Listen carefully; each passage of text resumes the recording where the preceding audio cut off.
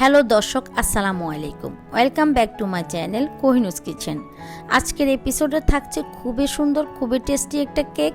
এটার নাম হচ্ছে জেব্রা কেক। এটা দেখতে কঠিন মনে হলেও অনেক সহজে আপনি তৈরি করতে পারবেন। আর এটা খেতে কত যে মজা, আপনি যখন বাসায় তৈরি করবেন নিজে অবাক হয়ে যাবেন। আশা করছি আমার আজকের ভিডিওটা আপনাদের খুব ভালো লাগবে। ভিডিওটি ভালো লাগলে একটা লাইক করে দিবেন আর আমার চ্যানেলটিকে সাবস্ক্রাইব করে আমার পাশেই থাকবেন। তাহলে চলুন দেখে নিই কীভাবে এই সুন্দর দারুণ স্বাদের কেকটা তৈরি করা যায়।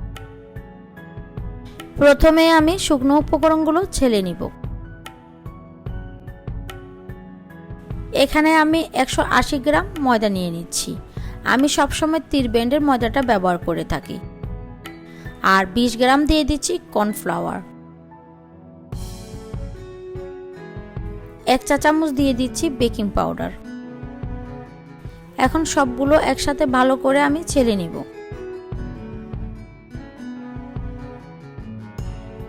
অবশিষ্ট দানাগুলো একটা চামচ দিয়ে ভেঙে নিতে হবে।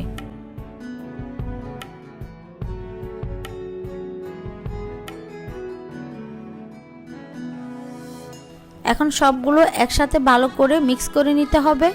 মিক্স করা হয়ে গেলে এখন ঢাকনা দিয়ে একটা সাইডে রেখে দিতে হবে। একটা মিক্সিং বলে আমি এখানে 170 গ্রাম আনসল্টেড বাটার নিয়েছি আর 30 গ্রাম দিয়ে দিচ্ছি রান্না রেগুলার তেল। আপনারা চাইলে পুরো রেসিপিটা তেল দিয়েও করতে পারবেন, আবার চাইলে বাটার দিয়েও করা যাবে। এখানে 200 গ্রাম চিনি দিয়ে দিচ্ছি।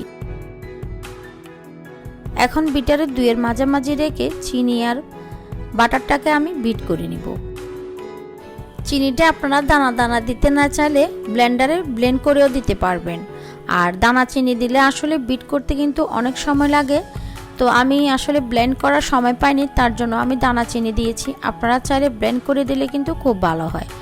তো প্রায় 2 মিনিট বিট করার পরে এখন বলের চারপাশ থেকে ব্যাটারটাকে মাঝখানে নিয়ে আসতে হবে। অনেকে মনে করতে পারেন আইসিং সুগার দিতে পারবেন না, এখানে আইসিং সুগার দেওয়া যাবে না, চিনিটাকে ব্লেন্ড করে গুঁড়া করে দিতে হবে।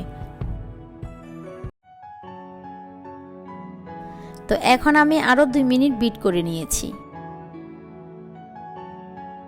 এখন সেম কাজই করতে হবে, বলের চারপাশ থেকে ব্যাটারটাকে নামিয়ে নিতে হবে।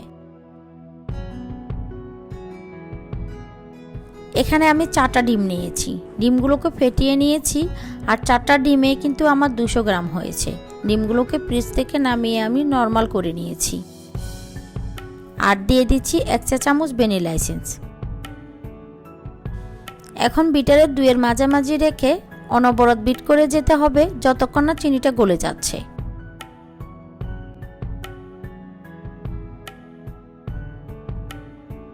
একটু পর পর বিটারটা অফ করেই বলে চারপাশ থেকে ব্যাটারটাকে মাঝখানে নিয়ে আসতে হবে আর চেক করে দেখতে হবে চিনিটা গলেছে কিনা। চিনিটা গলে গেলে বিট করা অফ করে দিতে হবে। অতিরিক্ত আবার বিট করা যাবে না, এতে করে কেকটা কিন্তু ভালো হবে না।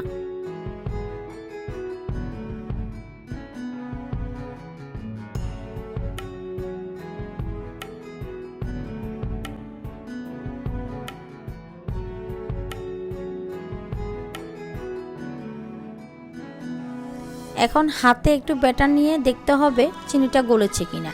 তো আমার চিনিটা এখনো গলেনি, আমি আরো 2 মিনিট বিট করে নেব।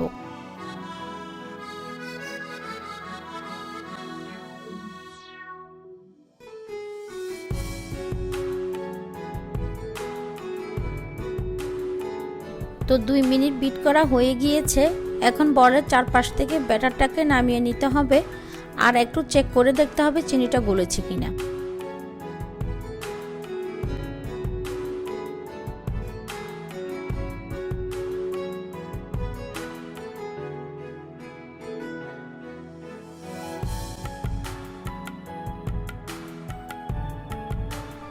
এখন আমি শুকনো উপকরণগুলো দিয়ে দিচ্ছি।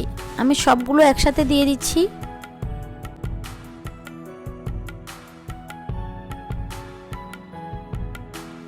ময়দাটাকে এভাবে বিটার দিয়ে মিক্স করে নিয়ে যদি বিট করেন তাহলে চারপাশটা কিন্তু আর নোংরা হবে না। তো এখন আমি 1 মিনিট বিট করে নিব। বিট করা হয়ে গিয়েছে।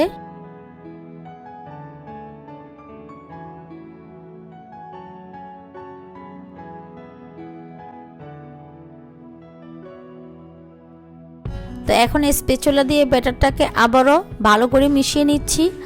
আর এখান থেকে অর্ধেক ব্যাটার আমি অন্য একটা পাত্রে ঢেলে নিচ্ছি।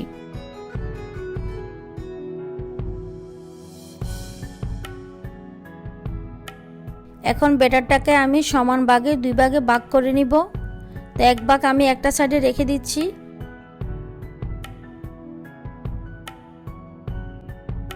এখন এখান থেকে একটা ভাগে আমি 20 গ্রাম কোকো পাউডার দিয়ে দিচ্ছি। 3 টেবিল চামচ পরিমাণ লিকুইড কুসুম গরম দুধ দিয়ে দিচ্ছি।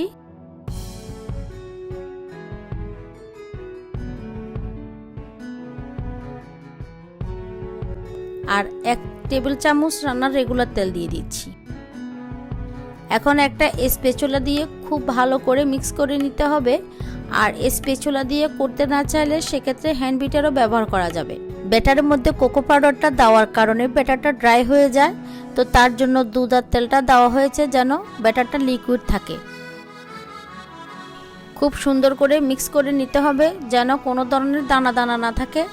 এখন এখানে আমি হাফ চা চামচ চকলেট ইমালশন দিয়ে দিচ্ছি। চকলেট ইমালশন দিয়েও খুব ভালো করে মিক্স করে নিতে হবে।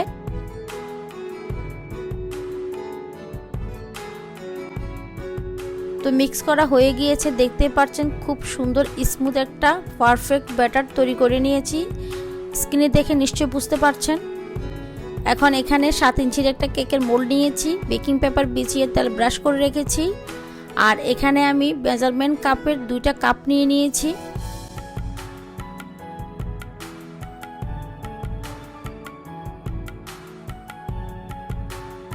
তো প্রথমে আমি সাদা ব্যাটারটা দিয়েছি। আর এটা আসলে ডিজাইনটা দেখে বুঝে নিতে হবে।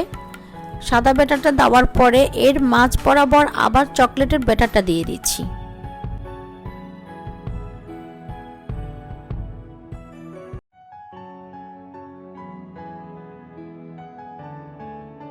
তো এভাবে করে আমি একটার মাঝে একটা ব্যাটার দিয়ে দিচ্ছি।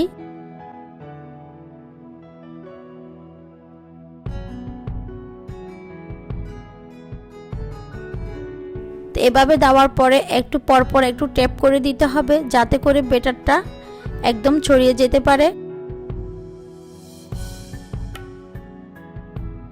এখন ব্যাটারগুলোকে একটার পর একটা লেয়ার দিয়ে যেতে হবে আর মাঝে মাঝে কিন্তু ট্যাপ করে দিতে হবে।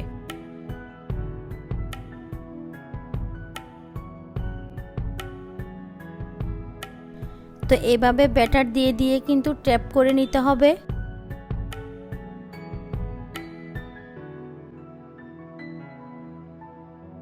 তো সবগুলো ব্যাটার কিন্তু আমার দেওয়া হয়ে গিয়েছে। এখন খুব ভালো করে ট্যাপ করে নিচ্ছি আর একটা শাসলিকের কাঠি দিয়ে আমি দাগ টেনে নিচ্ছি। আপনারা ডিজাইনটা দেখে নিশ্চয়ই বুঝতে পারছেন আমি কাজটা কিভাবে করছি।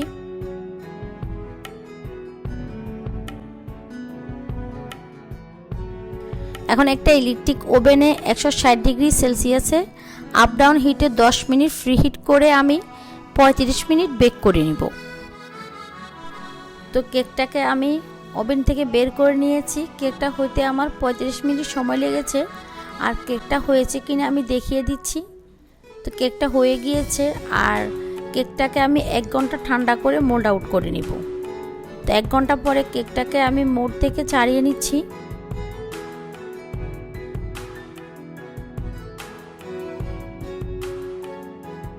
তো কেকটা আমি মোল্ড আউট করে নিয়েছি। এখন খুবই আস্তে করে বেকিং পেপারটাও উঠিয়ে নিচ্ছি।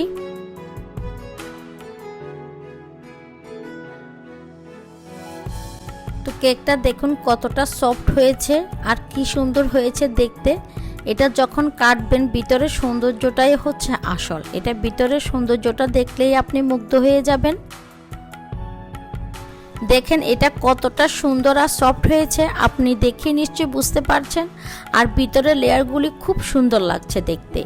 আমার মতে যদি সবকিছু উপাদান আপনি বেকিংয়ের ক্ষেত্রে ফলো করেন তাহলে চুলায় তৈরি করেন কিংবা ওভেনে ঠিক সফট স্পঞ্জি হতে বাধ্য হবে। আশা করছি আমার আজকের ভিডিওটি আপনাদের খুব ভালো লেগেছে। ভালো লেগে থাকলে প্লিজ একটা লাইক করে দিবেন আর আমার চ্যানেলটিকে অবশ্যই সাবস্ক্রাইব করে রাখবেন। সবাই অনেক বেশি ভালো থাকবেন। আল্লাহ হাফেজ।